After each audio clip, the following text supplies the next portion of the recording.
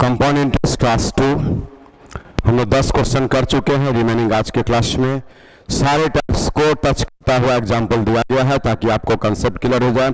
Mainly इसमें आपको 2 साल का और 4 साल का जो 2 साल का और 3 साल का जो टेबुलर फॉर्म होता है वही सबसे इंपॉर्टेंट है, जो आपको कल बताया गया था। यहाँ भी आज यूज होगा तो देखेंगे। चलिए, बोला किसी निश्चित धनराशि पर एक निश्चित दर से 2 वर्ष के लिए चक्रवृद्धि ब्याज इतना रुपया और उसी धनराशि पर समान दर से तथा समान समय के लिए साधारण ब्याज 40 रुपया तो दर प्रतिशत करेगी।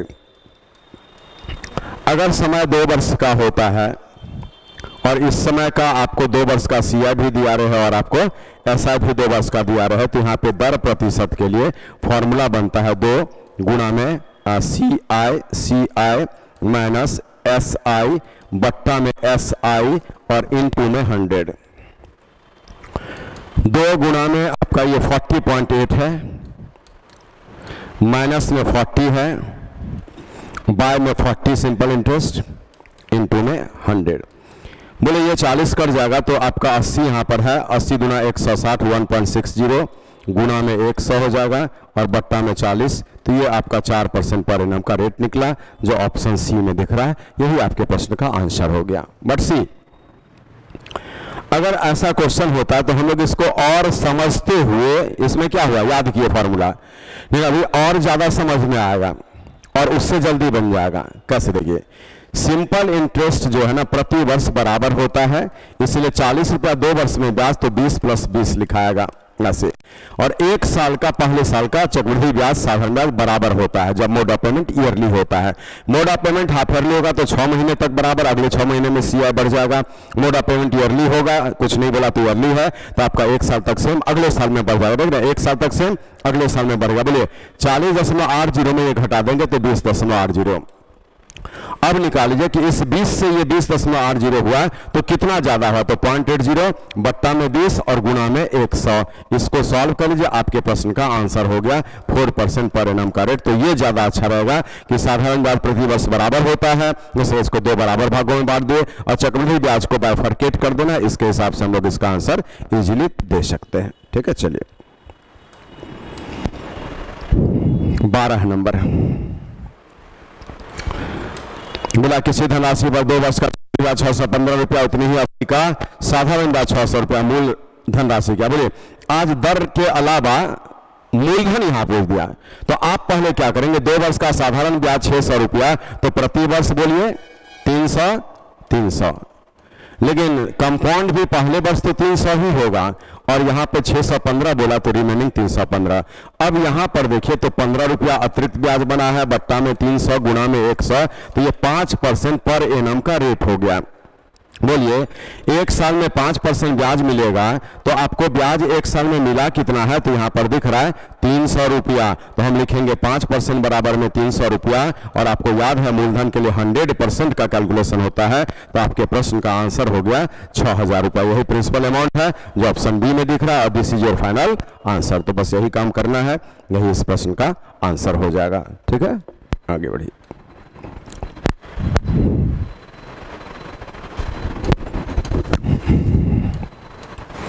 बोला अर्धवार्षिक रूप से संयोजित, मीनिंग इसको बोलते हैं पेबल हाफ ईयरली, 6 महीने पर ब्याज लेगा। ठीक है, पेबल हाफ ईयरली। ठीक है, ऐसे। अब हाफ ईयरली वाले में क्या है कि जैसे ये 100 रुपया 10,000 रुपया था, 4% पर एनम था, ये पर एनम, और यहाँ 2 वर्ष बोला था, तो जैसे mode of payment half yearly बोलेगा तो आपको 10,000 रुपया वही रहेगा, लेकिन समय डबल हो जाएगा, क्योंकि जो 1 साल में 1 बार ब्याज पड़ता है अब 6 महीने पर पड़ेगा, तो 1 साल में 2 ब्याज होता है, इसलिए समय को डबल बोलना पड़ता है। ये 4 छमाही कहलाने लगता है और यहाँ पे इसको एडजस्ट करने के लिए आधा करना पड़ेगा। समय को 2 फोल्ड किया गया तो दर को 2 से भाग दिया जाएगा। अब हम 2% से 4 साल का ब्याज निकालेंगे, तो 2% से 4 साल में थोड़ा सा कैलकुलेशन टफ पड़ेगा, क्योंकि देखिए 2% से 3 साल का आप अगर निकाल लेते हैं तो आपको याद होगा 2% से 3 वर्ष का CI कैसे निकलता है। तो यहाँ पर 2 × 3 6 होता है, 6 दूना 12 होता है, 2 अंक पे दशमलव, और 2 का क्यूब 8 होता है, जिसमें कि 3 अंक पर दशमलव पड़ेगा। ये 6.1208 आ गया, ऐसा ये 3 साल का निकला। और 6.1208 जो निकला ना, इसी में एक बार और बढ़ने से 4 साल का हो जाएगा। तो 1208 और प्लस में आपका 2% और बढ़ेगा ये वाला। अब प्लस यहाँ पर 6.1208 गुना में 2 और बट्टा में 100। ये कौन सा फॉर्मूला जो आप परसेंटेज प्रॉफिट एंड लॉस में यूज किए हैं, x + y + xy / 100। बोले यहाँ पर 6 में 2 जोड़ेंगे 8.1208 हो गया, और यहाँ से आप इसको कैंसिल करेंगे तो क्या होगा, देखिए यहाँ पर ये आपका 16 हो जाएगा, 24 हो जाएगा, 12 हो जाएगा ऐसे, और ये 2 अंक पे दशमलव, यहाँ 4 पे था तो यहाँ पे दशमलव पड़ जाएगा। इसी को हम लोगों को एग्रीगेट करना पड़ेगा। अब ये कितना बन रहा है, तो बोलिए आपका जो है ये 16 तो रहेगा ही, है ना, फिर 4 8 12 होगा, 2 1 3 होगा, 2 2 4 होगा, ऐसा होगा, और ये ऐसा होगा। मैंने कहा आपको इतना परसेंट निकाल लेना पड़ेगा पूरे 10,000 रुपये का। अब इसी को सॉल्व करेंगे, परसेंट से 2 जीरो कटेगा, फिर आप लिखेंगे 8 2 4 3 2 1 6 और डबल जीरो। इसमें कितने अंक पे, 3 3 6 अंक पे दशमलव पड़ेगा, तो 4 और 2 6। मैंने कहा 824.32 खोजिएगा। ये देखिए दिख गया, जो आपके प्रश्न का आंसर हो गया। क्यों इजीली बना, क्योंकि हम यहाँ पर टेबल और फॉर्म लगा दिए। अदरवाइज आप इसके लिए ऐसा भी लिख सकते थे कि आपसे पूछा चक्रवृद्धि ब्याज तो सी है, आप इस पर भी जा सकते थे जिसमें कि पी कॉमन हो जाएगा, और 1 प्लस में r/100 ऐसा होगा, और इसी में आपका टी रहेगा, और माइनस में 1 इस फॉर्मूला पर आप बैठा देंगे तो भी बन जाएगा, जहां पर आपको सब चीज मालूम है। और बैठाना क्या है, तो ये वाला है ना, यही आपका पी होगा, ये आर होगा, और ये जो है टी होगा। तो बैठा के आप कैलकुलेशन कर लेंगे, आंसर आ जाएगा। तो क्या सीखे कि जब mode of payment half yearly करेगा तो समय को डबल करिएगा, रेट को आधा करिएगा। जब mode of payment quarterly means तिमाही बोलेगा तो समय को 4 फोल्ड करिएगा, रेट को 4 से भाग लगा दीजिएगा, और उस मान के अनुसार कैलकुलेशन करेंगे। चलिए now come to next question, that is 40 number. इसमें बोलता है कि 16,000 रुपए की धनराशि पर 20% ब्याज जैसे 9 महीने का चक्रवृद्धि ब्याज क्या होगा, जबकि ब्याज क्वार्टरली पेएबल है। इसी को बोलते हैं त्रैमासिक दो मींस पेएबल क्वार्टरली, और पेएबल क्वार्टरली होगा तो क्या करेंगे, 16,000 रुपया 20% पर एनम का रेट था, बोला हम यहाँ पर क्वार्टरली के कारण इसको पहले चेंज करेंगे। चूंकि 3-3 महीने पर ब्याज पड़ेगा तो रुपया तो 16,000 ही रहेगा, लेकिन 3 महीने पर पड़ेगा तो मैंने 1 साल में 4 फोल्ड हो जाएगा, 12 महीने में 4 फोल्ड हो गया, इसलिए यहाँ पर 4 फोल्ड करके 36 महीना, जिसको हम 3 वर्ष बोलेंगे ये। और यहाँ पर आपको जो है 4 फोल्ड किया गया तो इसको 4 से भाग लगा देंगे। 5% तिमाही का दर काम करेगा।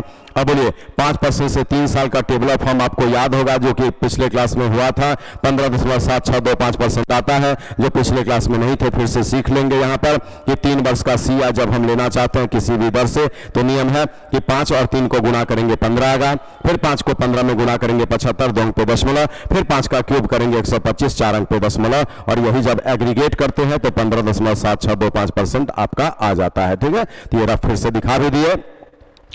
आज इतना परसेंट किसका, तो 16,000 रुपये का, यही आपको ब्याज बनेगा। परसेंट से 2 जीरो कट गया है, फिर ये जीरो होगा। 16,85, 16 दूना 32, 840, 1696 और 400, फिर यहाँ से आपका 16 7 हो गया 112, और कितना था 10 122, फिर आपका 122 से 12 बना, 16 15 180, 252 हो जाएगा। 16 15 240, 252।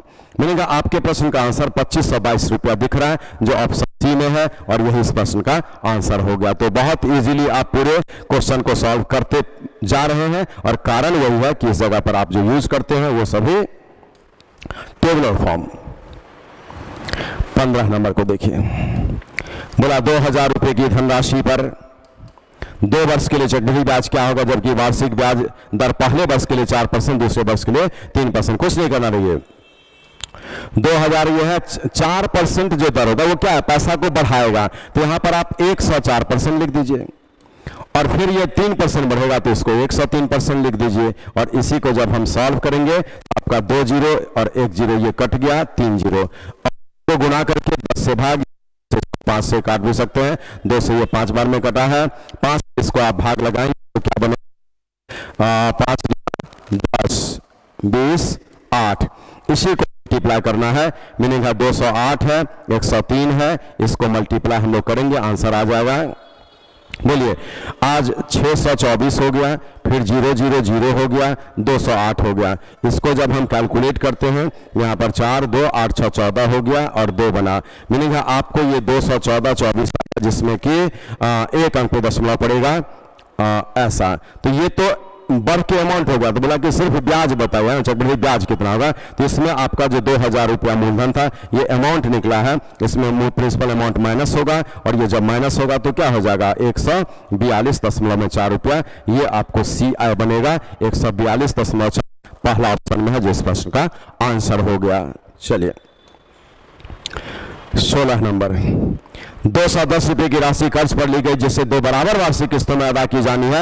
यदि ब्याज की अदायगी वार्षिक 10% चक्रवृद्धि ब्याज पर की जाए तो प्रत्येक किस्त की राशि कितना। बहुत इंपॉर्टेंट क्वेश्चन। देखिए जब हम कंपाउंड में इंस्टॉलमेंट का क्वेश्चन पढ़ते तो सिंपल हिसाब है, बोले 10% ब्याज दर का मान 11/10 होता है। आज प्रत्येक किस्त में एक किस्त ये होगा जिसमें इसका एक बार उल्टा गुना कर दीजिएगा, और दूसरा किस्त भी तो सेम है, उसमें इसका 2 बार उल्टा गुना कर दीजिएगा, और यही बराबर में जो 210 रुपये का कर्ज लिया गया वो लिखिएगा। आज यहाँ पर इसका सॉल्यूशन जब किया जाएगा तो 10/11x आप कॉमन भी ले सकते हैं, और यहाँ पर आपका 10/11x कॉमन हो गया तो ये बच जाता है बराबर में 210। 10/11x इंटू में ये आपका 21/10 और बराबर में 210 होगा। इससे हम x का मान निकाले तो 10, 110। आपके प्रश्न का आंसर 100, कुछ गलत आ गया देख लेते हैं, 10 कट गया है यहाँ से, ठीक है। अब आपको क्या बोला एक बार फिर से देख लीजिए। अच्छा 210 रुपये की राशि है, 2 बराबर वार्षिक किस्त है और 10% चक्रवृद्धि ब्याज 11/10। चलिए x में 10/11 से गुना किए, फिर यहाँ पर भी आपका 10/11, 10/11 सही है। फिर यहाँ से जब हम कैलकुलेट किए यहाँ पे गलत हुआ है क्योंकि ये 21/11 होगा ना, तो ये मिस्टेक है।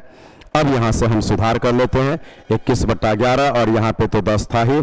अब इसको काटिए, बोलिए आज क्या क्या कटेगा, बोलिए 21 से 10 बार में 121, 10 कर जाएगा ना, ये 210 का ठीक है, तो यहाँ पर 121 आपके प्रश्न का आंसर आ गया, इसलिए आप आंसर लगा देंगे 1 to 1 खोजिए ऑप्शन में, और 1 to 1 आपका क्या बोले आपसे कंपाउंड में जब आपका इंस्टॉलमेंट का क्वेश्चन होगा तो जो ब्याज दर होगा उसका वृद्धि में मान लीजिएगा, पहला किस्त में 1 बार उल्टा गुना प्लस, दूसरा किस्त में 2 बार उल्टा गुना प्लस, तीसरा किस्त में 3 बार उल्टा गुना। 3 किस्त मैक्सिमम आपके सिलेबस में दिया जाता है, तो ये 3 किस्त होगा, आराम से बनेगा। आपको 2 किस्त पर क्वेश्चन दिया गया है, इसमें क्वेश्चन उल्टा भी कर देता है।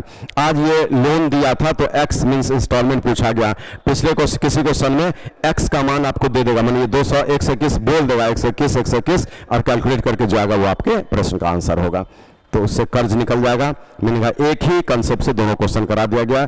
अगला प्रश्न को देखिए, हाँ यहाँ वो क्वेश्चन शायद आ भी गया। देखिए कोई राशि 10% वार्षिक चक्रवृद्धि ब्याज की दर से, बोले इसका वृद्धि में मान तो 11/10 होगा ही, 2 वर्ष के लिए भार दिया जाता है और 1210 के 2 बराबर वार्षिक। बोलिए आज किस्त लिखा है 1210 का एक ऐसा और फिर 1210 का जिसमें कि ऐसा। अब ये आप कैलकुलेट करते हैं तो आपके प्रश्न का आंसर होगा। तो वह धनराशि कितनी है, तो धनराशि आप निकाल रहे हैं, जिसमें कि यहाँ से आप कॉमन लेके भी कर सकते हैं और कैंसिल करके भी। बोले इससे ये कट जाएगा 11 से तो 10 बार में, इससे ये कटेगा 11 121, 11 121, ठीक है। अब यहाँ से 1100 हो गया और ये 1000 हो गया, हम इसको जोड़ेंगे तो 2100 हो गया, जो आपके प्रश्न का आंसर होगा। तो चलिए दोनों टाइप आ गया, जिसमें कि एक में किस्त दिया रहता है और एक में किस्त निकालना रहता है। अगला प्रश्न, बोला वार्षिक रूप से नियोजित चक्रवृद्धि ब्याज से कोई धनराशि 3 वर्ष में स्वयं की 2 गुनी हो जाती है, समान ब्याज दर से कितने वर्ष में स्वयं की 4 गुनी हो। बोलिए कंपाउंड में 2 गुना होने में अगर आपको यहाँ पर 3 वर्ष का समय लगा है तो वह 4 गुना होने में कितना समय लेगी, तो 4 गुना जो भी बोलेगा ना उसको इसी 2 के पावर पर लाइएगा, और 2 के स्क्वायर से बन गया तो आप जो है इसको इसमें मल्टीप्लाई कर देंगे और ये 6 वर्ष आपके प्रश्न का आंसर हो जाएगा, 6 इयर्स आंसर। इसके लिए आप फॉर्मूला का नोट लिख सकते हैं, हम आपको स्टार्टिंग में बोले थे लेकिन फिर से यहाँ लिख भी दे रहे हैं कि कंपाउंड में अगर n गुना होने में t वर्ष का समय लगता होगा तो n पर पावर m गुना वाला जितना भी प्रश्न होगा वो इसी से बन जाएगा, जिसमें कि इस m को आप t में गुना कर देते हैं। तो आप सारे छात्र जो है इसको जरूर नोट कर लीजिए, ये जो आपका लिखा है, और ये क्वेश्चन बहुत इंपॉर्टेंट है, इसलिए इसके थीम को समझना है कैसे क्या आपको सिखाया गया है, ठीक है। चलिए मिलते हैं अगले प्रश्न को लेकर। चक्रवृद्धि ब्याज की किस दर पर 10,000 रुपए की राशि 3 वर्ष में 13,310 रुपया आ जाएगा। ये बहुत अच्छा क्वेश्चन है और बहुत इंपॉर्टेंट है। आप बैंक में 10,000 रुपया जमा करते हैं और वो हो जाता है 13,310 रुपया, तो बढ़ता है 3,510 रुपया, और ये कितने वर्ष में, तो 3 वर्ष में। हम 3,510 रुपया जो बढ़ा 10,000 रुपए के आधार से, तो निकालते हैं कि आखिर कितना परसेंट बढ़ा, तो आपको 35.1% बढ़ा है। अब बोलिए 35.1% आपका 10% पर एनम के रेट से ही 3 साल में होता है, तो आपका पर एनम का रेट ऑप्शन से भी देख सकते हैं, अपने से भी निकाल सकते हैं, क्योंकि आपको याद है कि 10% पर एनम से 3 साल का, चूंकि क्वेश्चन तो 3 साल का बात बोला, इसलिए 35.1 इसमें से 10% से आ सकता है। 10 या 30 होगा, 10 को 3 से गुणा करेंगे 300, 2 अंकों पे दशमलव, 10 का क्यूब करेंगे 1000, 4 अंकों पे दशमलव, ये एग्जैक्टली आपको मैच कर गया, तो इसलिए आंसर 10% पर एनम लग गया है। अच्छा क्वेश्चन है, बार बार पूछता भी है। 20 नंबर। अब क्वेश्चन बोलता है कि किसी राशि पर 5% वार्षिक दर से 2 वर्ष के लिए चक्रवृद्धि ब्याज और साधारण ब्याज के बीच अंतर 41 है। बोले 5% से 2 साल का साधारण ब्याज 5 गुना 10% होगा और चक्रवृद्धि ब्याज 10.25%, इसी का अंतर 41 रुपया बोला। इससे हम 100% का मान निकालना चाहेंगे, तो यहाँ पे 100% का मान जब निकालेंगे तो अब ये क्या आ रहा है उसको देख लीजिए।